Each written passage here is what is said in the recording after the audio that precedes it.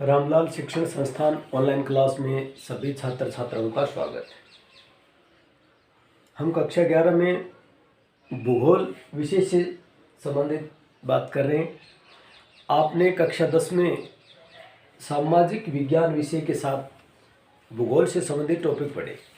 11वीं क्लास में ज्योग्राफी आपके लिए एक ऐच्छिक विषय,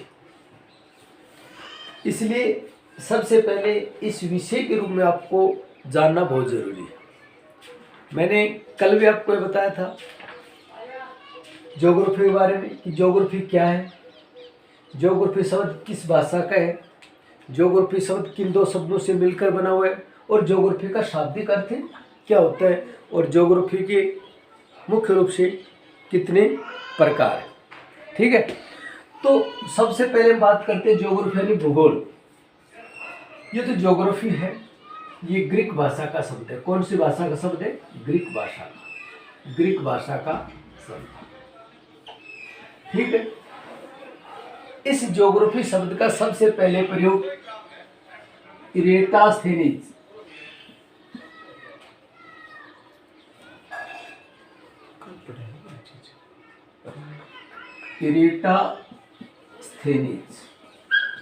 एक यूनानी भूगोलवेत्ता हुए, उन्होंने इस ज्योग्राफी शब्द का सबसे पहले प्रयोग किया, यानी 232 ईसा पूर्व में।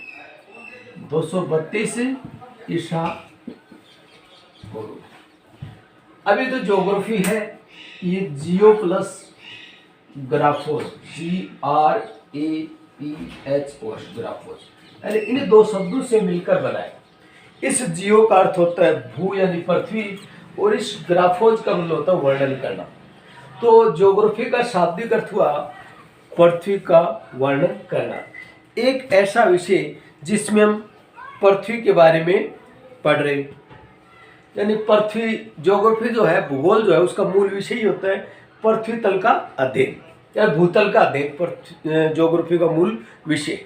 ठीक है, अब ये जो ज्योग्राफी है ये हमारा कक्षा 11 में एक अलग विषय होगा। इसके अंदर हम क्या पढ़ेंगे उसके बारे में मैं आपको बता रहा हूं। सबसे पहले हम बात करते हैं ज्योग्राफी के दो पार्ट हैं, यानी भूगोल के दो मुख्य भाग हैं। भूगोल के मुख्य भाग, दो मुख्य भाग, एक है भौतिक भूगोल,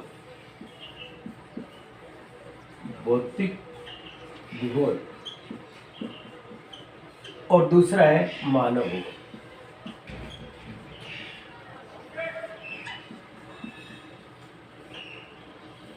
ठीक है, भौतिक भूगोल और मानव भूगोल भूगोल के या ज्योग्राफी के दो मुख्य भाग हैं। इनका हम अलग अलग से वर्णन पढ़ेंगे। सबसे पहले हम बात करते हैं भौतिक भूगोल की। ये हम कक्षा 11 में पढ़ते हैं। ये मूल भूगोल है, इसको मूल भूगोल भी बोलते हैं। और यह मानव भूगोल, इसके बारे में 12वीं क्लास में अध्ययन करेंगे। पहले जो भूगोल थी वो एक ही भूगोल थी, मूल, जिसको हम भौतिक भूगोल कह सकते हैं। 1850 के बाद जर्मन भूगोलवेत्ता फ्रेडरिक रेटजेल ने मानव भूगोल की नींव रखी। इस मानव भूगोल की उन्होंने मानव के क्रियाकलापों को भी भूगोल में सम्मिलित किया और एक भूगोल की दूसरी शाखा का जन्म हुआ, जिसे क्या कहा जाने लगा? मानव भूगोल। तो यह तो थी बात भूगोल के प्रकारों की कि भौतिक भूगोल और मानव भूगोल, इसके दो मुख्य भाग हैं, दो प्रकार हैं। इसका अध्ययन हम कक्षा 11 में करते हैं और इसका अध्ययन हम कक्षा 12 में करेंगे। तो हमें कक्षा 11 में जिस भूगोल के बारे में पढ़ना है वो भूगोल है भौतिक भूगोल। कक्षा 11 में हम पढ़ेंगे भौतिक भूगोल के बारे में। भौतिक भूगोल, अब देखो भौतिक भूगोल क्या है। भौतिक भूगोल की सबसे बढ़िया परिभाषा आर्थरॉम्स ने दी। एक भूगोलवेत्ता में आर्थरॉम्स,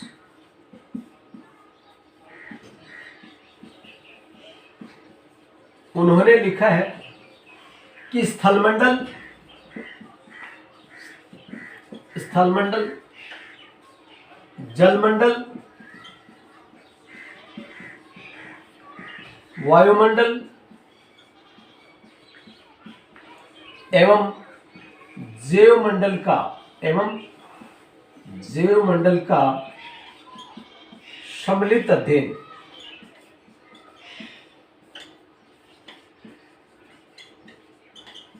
स्वयं में भौतिक भूगोल है।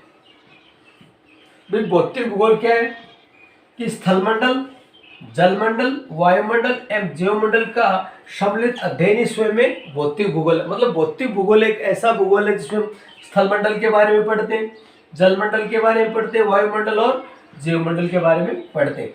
अब आपको पता है कि स्थलमंडल के अंतर्गत विभिन्न पर्वत, पठार, मैदान ये सब हुआ करते आते हैं और हमारी पृथ्वी के लगभग 29% भाग पे क्या है, स्थल है। तो हम स्थलमंडल के बारे में अध्ययन करेंगे। स्थल पर मानव कौन कौन से क्रियाकलाप करता है, किस प्रकार से पृथ्वी की उत्पत्ति हुई, मृदा, इन सब का अध्ययन हम किसमें करते हैं, स्थलमंडल में। उसके बाद में जलमंडल, हमारी पृथ्वी के 71% भाग पे क्या है, जल है और ये जल सागरों, महासागरों, झीलों, नदियों इत्यादि में समाहित है। तो इस जल के बारे में, जल की विभिन्न गतियों के बारे में, ज्वार भाटा है, लहर है, धारा है, इनके बारे में, और वाष्पीकरण है, वर्षा है, बादल है, इन सब के बारे में हम अध्ययन करते हैं जलमंडल के अंतर्गत। तो जलमंडल का अध्ययन हम किसमें करते हैं, भौतिक भूगोल में। उसके बारे में बाद में आता है वायुमंडल।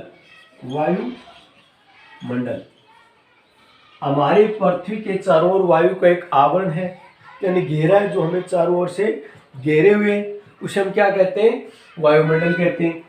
और वायुमंडल का निर्माण विभिन्न प्रकार की गैसों से हुआ है, जिसमें नाइट्रोजन सबसे ज्यादा नाइट्रोजन है, आपने पढ़ा होगा 78%, ऑक्सीजन 21%, कार्बन डाइऑक्साइड भी अन्य गैसें 1% जो है। तो वायुमंडल के अंतर्गत विभिन्न वायुमंडल की परतों के बारे में, ओजोन मंडल, क्षोभ मंडल, समताप मंडल, आयन मंडल, ब्रह्मंडल, इनके बारे में पढ़ते हैं और विभिन्न प्रकार की गैसों के मिश्रण के बारे में पढ़ते हैं। फिर एक चौथा मंडल है, उसका नाम है जैवमंडल। जैवमंडल में विभिन्न प्रकार के जीव जंतु और पेड़ पौधों का अध्ययन इसमें किया जाता है, जीवों का। हमारी पृथ्वी पर ये जो 3 मंडल है, स्थल, जल और ये वायु, मतलब ये तीनों जहां मिलते हैं वहां एक चौथे मंडल का निर्माण होता है, उसे हम क्या कहेंगे, जैवमंडल कहेंगे। ये जो भाग है इसको बोलते हैं अंतरापृष्ठ, ये क्या कहलाया, जैवमंडल। इस प्रकार से चौथे मंडल का निर्माण हुआ, उसको हम कहेंगे जैवमंडल। तो हमारे पृथ्वी पर कितने मंडल हो गए, 4, स्थलमंडल, जलमंडल, वायुमंडल और जैवमंडल। तो सबसे पहले मैंने आपको बताया ज्योग्राफी ग्रीक भाषा का शब्द है। इस शब्द का सबसे पहले प्रयोग इरेटास्थेनीज नामक एक यूनानी भूगोलवेत्ता ने किया था। ज्योग्राफी जियो प्लस ग्राफोज नामक 2 शब्दों से मिलकर बना है, जिसका शाब्दिक अर्थ होता है पृथ्वी का वर्णन करना, ठीक है। और भूगोल के मुख्य कितने भाग हैं, 2, भौतिक भूगोल और मानव भूगोल।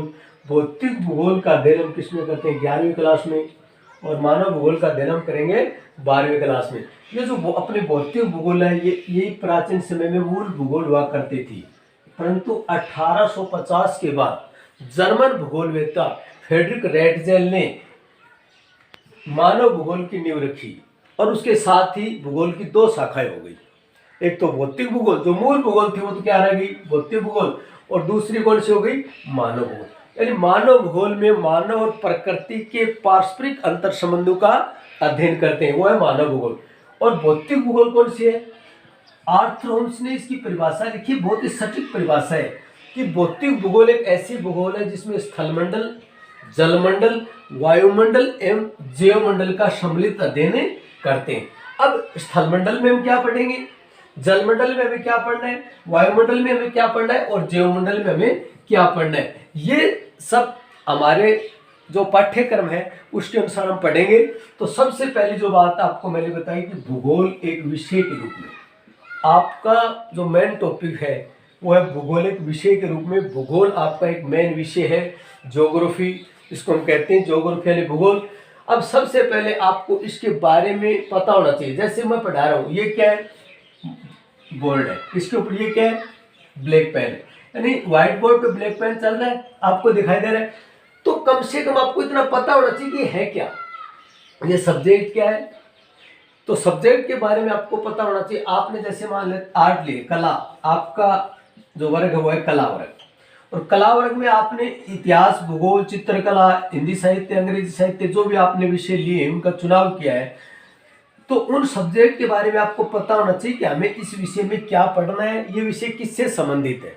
तो मैं आपको ज्योग्राफी के बारे में बता रहा हूँ कि ज्योग्राफी जो है वो ग्रीक भाषा का शब्द है, और इस शब्द का सबसे पहले प्रयोग यूनानी भूगोलवेत्ता इरेटास्थेनिस ने किया था। ये जियो प्लस ग्राफोज नामक दो शब्दों से मिलकर बना है। ठीक है, इस शब्द का शाब्दिक अर्थ है पृथ्वी का वर्णन करना।